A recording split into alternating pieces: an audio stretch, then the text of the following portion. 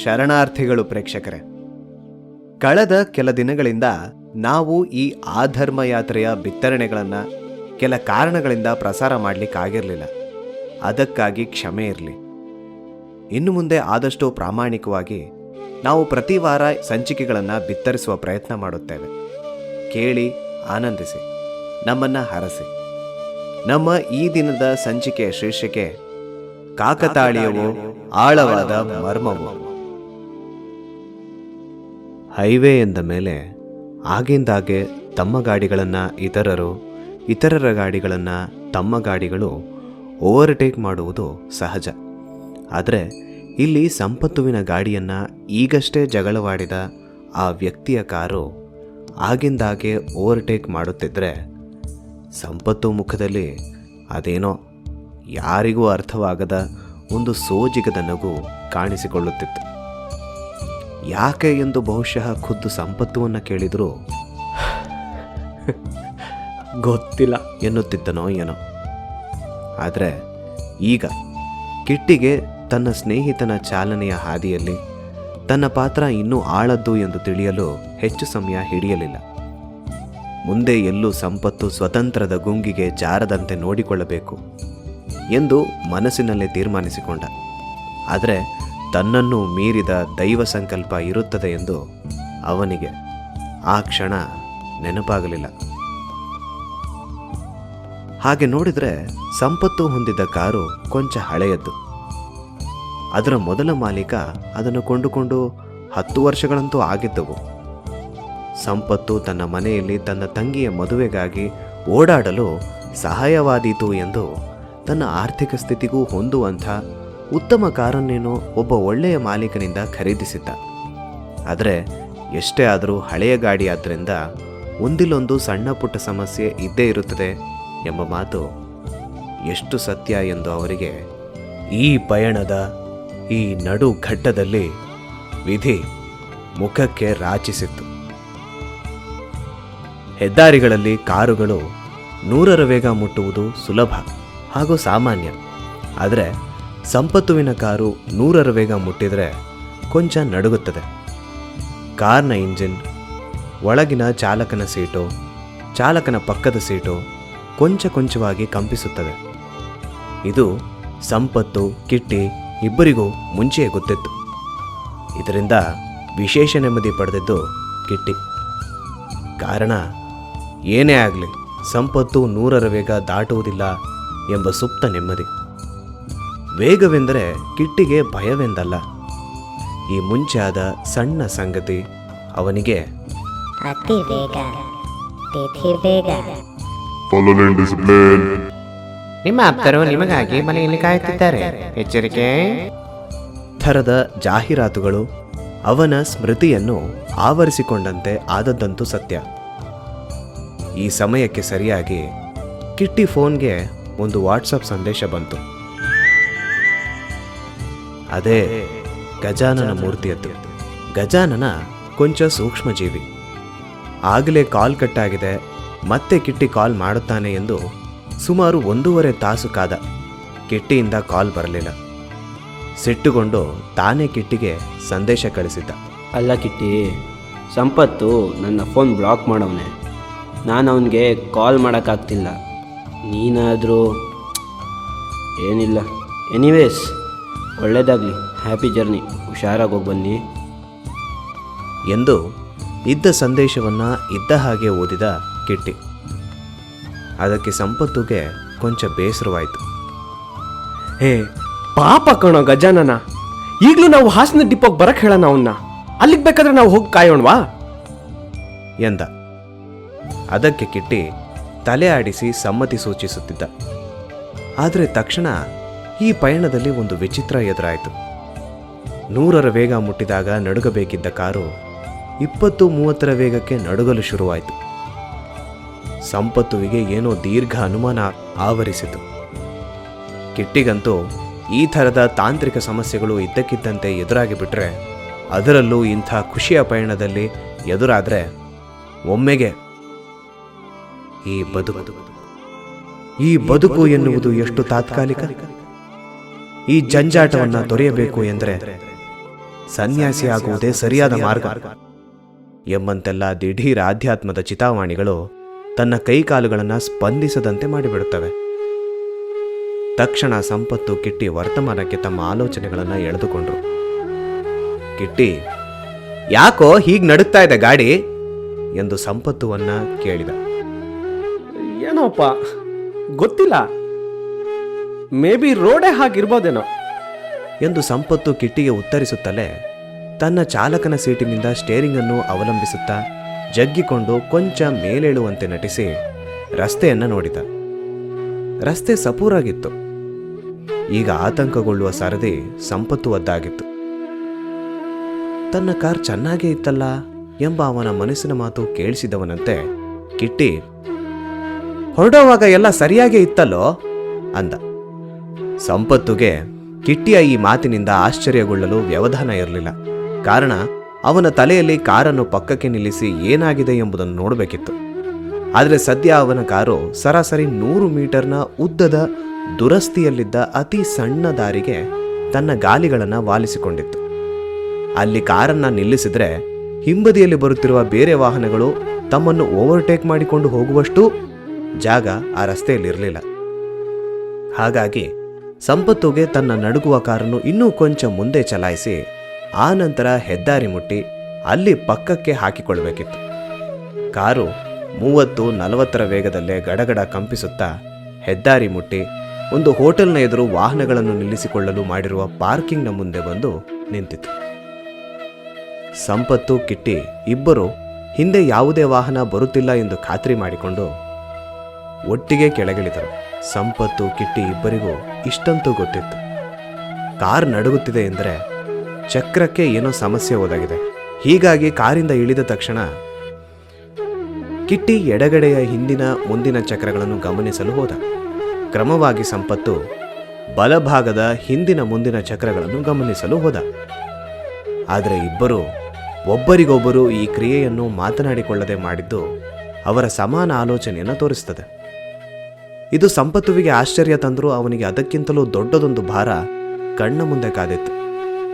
ಕಿಟ್ಟಿ ಕಾರಿನ ಆ ಕಡೆಯಿಂದ ಕೂಗಿ, ಇಲ್ಲೇನೂ ಸಮಸ್ಯೆ ಇದ್ದಂಗಿಲ್ಲ ಎಂಬ ಮಾತು ಮುಗಿಸುವಷ್ಟರಲ್ಲೇ ಆ ಕಡೆಯಿಂದ ಸಂಪತ್ತು ಎತ್ತರದ ಧ್ವನಿಯಿಂದ, ಲೋ ಕಿಟ್ಟಿ, ಟೈರ್ ಅರ್ಧೋಗಿದೆ ಕಣ ಎಂಬ ಆಘಾತ ಹುಟ್ಟಿಸುವ ದನಿಯನ್ನು ಏರಿಳಿತವನ್ನು ತನ್ನಲ್ಲಿ ತುಂಬಿಕೊಂಡು ಕೂಗಿಕೊಂಡು ಹೇಳಿದ. ತಕ್ಷಣ ಕಿಟ್ಟಿ ಸಂಪತ್ತುವಿನ ಪಕ್ಕ ಬಂದು ನಿಂತ. ಸಂಪತ್ತು ಯೋಚಿಸಿದ, ಟೈರ್ ಹರಿದಿದೆ ಅಂದರೆ ಟೈರ್ಗೆ ಯಾವುದಾದ್ರೂ ಮೊಳೆ ಚುಚ್ಚಿಕೊಂಡಿದೆಯೇ ಎಂದು ಕಾರ್ನ ಟೈರ್ ಅನ್ನು ಸವರುತ್ತಾ ಪರೀಕ್ಷಿಸುತ್ತಿದ್ದ. ಕಿಟ್ಟಿ ತನ್ನ ಮುಖವನ್ನ ಕಾರ್ನ ಚಕ್ರದ ಹತ್ತಿರಕ್ಕೆ ಒಯ್ದು ಟೈರ್ಗೆ ಮೊಳೆ ಎಲ್ಲಿ ಚುಚ್ಚಿರಬಹುದು ಎಂದು ಹುಡುಕುತ್ತಿದ್ದ. ಆದರೆ ಅಲ್ಲಿ ಸಮಸ್ಯೆ ಬೇರೆ ಇತ್ತು. ಅದು ಸಂಪತ್ತು ಕಿಟ್ಟಿ ಇಬ್ಬರಿಗೂ ಆಘಾತ ಕೊಡಲು ಕಾಯುತ್ತಿದ್ದಂತೆ ಇತ್ತು. ಸಂಪತ್ತು ಕಿಟ್ಟಿ ಇಬ್ಬರಿಗೂ ಮೊಳೆಯ ಮೂಲಸ್ಥಾನ ಸಿಗುವಷ್ಟರಲ್ಲೇ ಬುಸುಗುಡುತ್ತಿದ್ದ ಟೈರ್ ಇಷ್ಟು ಹೊತ್ತು ತನ್ನ ಮೇಲೆ ಸವಾರಿ ಮಾಡಿದ್ದಕ್ಕೆ ಕೋಪಗೊಂಡು ಸೇಡು ತೀರಿಸಿಕೊಳ್ಳುವಂತೆ ಒಮ್ಮೆಗೆ ಗ್ಯಾಸ್ ಸಿಲಿಂಡರ್ ಸಿಡಿಯುವಂತೆ ಸಂಪತ್ತುವಿನ ಕೈಗೂ ಕಿಟ್ಟಿಯ ಮುಖಕ್ಕೂ ತನ್ನೊಳಗಿದ್ದ ಅಷ್ಟೂ ಗಾಳಿಯ ಒತ್ತಡವನ್ನು ಭಗ್ಗೆಂದು ರಾಚಿಸಿಬಿಟ್ಟಿತು. ಅಷ್ಟೇ, ಕ್ಷಣದಲ್ಲೇ ಸಂಪತ್ತುವಿನ ಕೈ ಊದಿಕೊಂಡು ಬಿಟ್ಟಿತು. ಕೈ ನೆಲಕ್ಕೆ ವೇಗವಾಗಿ ರಾಚುತ್ತಾ ಸಹಾಯಕ್ಕೆ ಯಾರನ್ನು ಕೂಗಲಿ ಎನ್ನುವಂತೆ ಒದ್ದಾಡಿದ. ಕಿಟ್ಟಿಗೆ ಎಂದು ಕಿವಿಯಲ್ಲಿ ಏನೋ ಸದ್ದು ಬಿಟ್ರೆ ಬೇರೇನೂ ಕೇಳಿಸುತ್ತಿಲ್ಲ. ಗಾಳಿಯ ಗಾಳಿ ಹೊಡೆದ ವೇಗಕ್ಕೆ ಅವನ ಮೆದುಳು ಕೆಲ ಕ್ಷಣ ವಿಶ್ರಾಂತಿ ಪಡೆದಿರುವಂತೆ ಭಾಸವಾಯಿತು. ಚೇತರಿಸಿಕೊಂಡು ಇಬ್ಬರು ಪಕ್ಕದಲ್ಲಿ ಎಲ್ಲಾದರೂ ಗ್ಯಾರೇಜ್ ಇದೆಯೇ ಎಂದು ಹುಡುಕಲು ಮುಂದಾದರು. ಸಂಪತ್ತು ಕಿಟ್ಟಿಗೆ ಕಾರ್ ಬಳಿ ಇರಲು ಹೇಳಿ ತಾನೊಬ್ಬನೇ ಇನ್ನೂ ಮುಂದೆ ಹೋಗಿ ಗ್ಯಾರೇಜ್ ಹುಡುಕಿದ. ಒಬ್ಬ ಮೆಕ್ಯಾನಿಕ್ ಅನ್ನೂ ಕರೆದು ತಂದ. ಟೈರ್ ನೋಡಿದ ಮೆಕ್ಯಾನಿಕ್ ಅದನ್ನು ಬದಲಿಸಬೇಕೆಂದು ಸಲಹೆ ಕೊಟ್ಟ. ಸಂಪತ್ತು ಕಿಟ್ಟಿ ಇಬ್ಬರಿಗೂ ಅದನ್ನು ಪಾಲಿಸದೆ ಬೇರೆ ದಾರಿ ಕಾಣಲಿಲ್ಲ. ಕಾರನ್ನು ಕುಲುಕಿಸುತ್ತಲೇ ಸಂಪತ್ತು ಆ ಕಾರನ್ನು ನೈಸರ್ಗಿಕವಾಗಿ ನಡಗಿಸುತ್ತಾ ಮೆಲ್ಲನೆ 100 ಮೀಟರ್ ಅಂತರದಲ್ಲಿದ್ದ ಗ್ಯಾರೇಜ್ ಬಳಿ ತಂದು ನಿಲ್ಲಿಸಿದ. ಯಾವುದಕ್ಕೂ ಇರಲಿ ಎನ್ನುವ ಕಾಳಜಿಯಿಂದಲೋ ಅಥವಾ ಮಾಲೀಕರನ್ನ ಹೆದರಿಸಿ ಸಮಸ್ಯೆ ಇನ್ನೂ ಹೆಚ್ಚಿದೆ ಎಂದು ಬೆದರಿಸಿ ಹೆಚ್ಚು ಹಣ ಕೇಳುವ ಉದ್ದೇಶದಿಂದಲೋ ಮೆಕ್ಯಾನಿಕ್ ಅಬ್ಬಾಸ್ ಕಾರ್ನ 4 ಗಾಲಿಗಳನ್ನು ಪರೀಕ್ಷಿಸಿದ. ಕಾರ್ನ ಮುಂದೆ ನಿಂತಿದ್ದ ಸಂಪತ್ತು ಕಿಟ್ಟಿ ಇಬ್ಬರ ಮುಖ ಹೇಗಿತ್ತು ಎಂದರೆ, ಆಪ್ತರಿಗಾದ ಆಘಾತದ ಸುದ್ದಿ ಕೇಳಲು ಆಸ್ಪತ್ರೆಯ ವಾರ್ಡ್ನ ಮುಂದೆ ನಿಂತಿರುವ ಬಂಧುಗಳ ಮುಖದಂತೆ ಇಳಿದು ಬಿದ್ದಿತ್ತು. ಕಾಕತಾಳೀಯ ಎಂಬಂತೆ ಅದೇ ಗ್ಯಾರೇಜ್ನ ಮುಂದೆ ವೇಗವಾಗಿ ಒಂದು ಆಂಬ್ಯುಲೆನ್ಸ್ ತನ್ನ ಹಾರ್ನ್ ಹೊಡೆದುಕೊಳ್ಳುತ್ತಾ ನಿರ್ಗಮಿಸಿತು.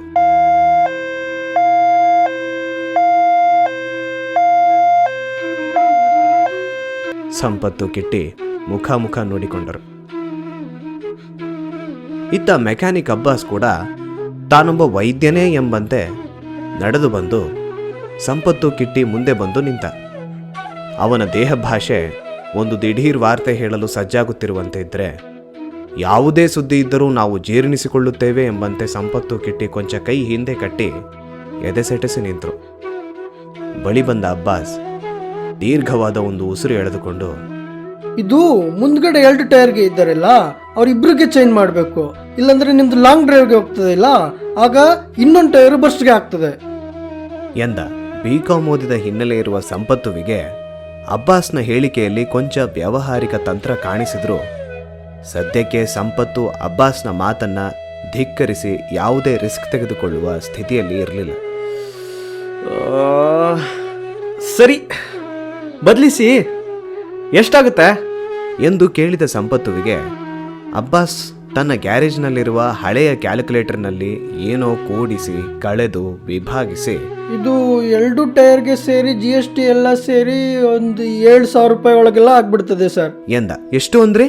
7,000 GST ವಿತ್ ಎಂದ. ಕೊಂಚ ಚೌಕಾಸಿ ಮಾಡಲು ಸಂಪತ್ತು ಕಿಟ್ಟಿ ಇಬ್ಬರು ಪ್ರಯತ್ನಿಸಿದ್ರಾದರೂ ಬೇರೆ ವಿಧಿ ಇಲ್ಲದೆ ಮೊತ್ತವನ್ನ ಒಪ್ಪಿಕೊಳ್ಬೇಕಾಯ್ತು. ಕಿಟ್ಟಿ, ಸರ್ವಿಸ್ ಸೆಂಟರ್ನಲ್ಲಿ ತೋರಿಸಿದೀನಿ ಅಂದ್ಯಲ್ಲ ಸಂಪತ್ತು ಎಂದು ಸಂಪತ್ತುವನ್ನು ಕೇಳಿದಾಗ, ಹೂ ಕಣ, ಬೆಳಿಗ್ಗೆ ತಾನೇ ತೋರಿಸಿದ್ದೆ, ವಿಶೇಷವಾಗಿ ಧರ್ಮಸ್ಥಳಕ್ಕೆ ಹೋಗ್ಬೇಕು ಆಗುತ್ತೆ ಅಲ್ವಾ ಅಂತಾನು ಕೇಳ್ದೆ. ಹಲ್ಕ ನನ್ನ ಮಗ ಆರಾಮಾಗಿ ಆಗುತ್ತೆ ಸಾರ್, ಹೋಗ್ ಬನ್ನಿ ಅಂದ. ಬೇಕುಫಾ ಕಚಡಗಳು ಎಂದು ನೆಲಕ್ಕೆ ಉಗಿದ. ಅವನ ಕೋಪವು ಇಷ್ಟೊಂದು ವೆಚ್ಚದಲ್ಲಿ ಆಗುತ್ತಿರುವ ವ್ಯಯದ ಬಗ್ಗೆ ಎದ್ದು ಕಾಣುತ್ತಿತ್ತು. ಕಿಟ್ಟಿ ಅವನನ್ನು ಸಮಾಧಾನಿಸುತ್ತಿದ್ದ. ಅಬ್ಬಾಸ್ ಹೊಸ ಟೈರ್ಗಳನ್ನು ತರಲು ಮುಂದೆ ಇರುವ ದುಖಾನ್ಗೆ ತನ್ನ ಗಾಡಿಯಲ್ಲಿ ಒಬ್ಬನೇ ಹೋದ. ಅವನು ಬರುವ ತನಕ ಸಮಯ ಹೋಗಲಿ ಎಂದು ಕಿಟ್ಟಿ ಗ್ಯಾರೇಜ್ನಲ್ಲಿದ್ದ ಅಬ್ಬಾಸ್ನ ಗೆಳೆಯ ಫಾರೂಕನ್ನು ಮಾತಿಗೆಳ್ದ. ಅಲ್ಲಾಣ, ನಾವು ಟೈರ್ನ ಹಾಗೆ ಪ್ಯಾಚಪ್ ಮಾಡಿಸ್ಕೊಂಡು ಹೋಗಿ ಈ ಚಾರ್ಮುಡಿ ಘಾಟ್ ಬಳಿ ಹೋಗುವಾಗ ನಮ್ಮ ಟೈರ್ ಸಿಡ್ದಿದ್ರೆ ನಾವೇನು ಮಾಡಬೇಕಿತ್ತು ಅಲ್ವಾ ಎಂದ. ಇಂಥ ಮಾತಿಗೆ ಕಾಯುತ್ತಿದ್ದ ಫಾರೂಕ್,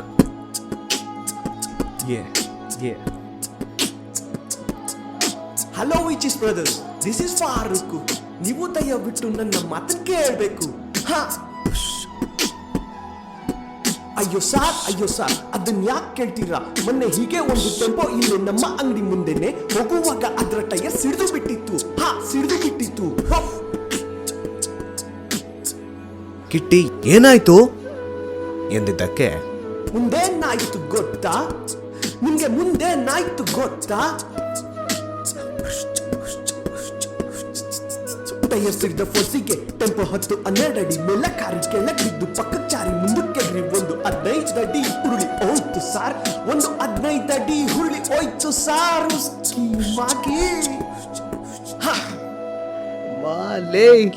ಲೇ ನಿಲ್ಸೋ ಸಾಕು. ಸಂಪತ್ತು ನೋಡ್ದ ಇವನ್ನ? ಅಲ್ಲ ಕಣೋ, ಮ್ಯೂಸಿಕ್ ಎಲ್ಲಿ ಹೋಗ್ತಾ ಇದೆ, ನಿನ್ನ ಹಾಡು ಎಲ್ಲಿ ಹೋಗ್ತಾ? ಫಸ್ಟ್ ಆಫ್ ಆಲ್ ನೀನು ಹಾಡು ಯಾಕೋ ಹಾಡ್ದೆ? ಆಕ್ಸಿಡೆಂಟ್ನ ಅದೆಂಗೋ ಸೆಲೆಬ್ರೇಟ್ ಮಾಡ್ತೀಯ ನೀನು?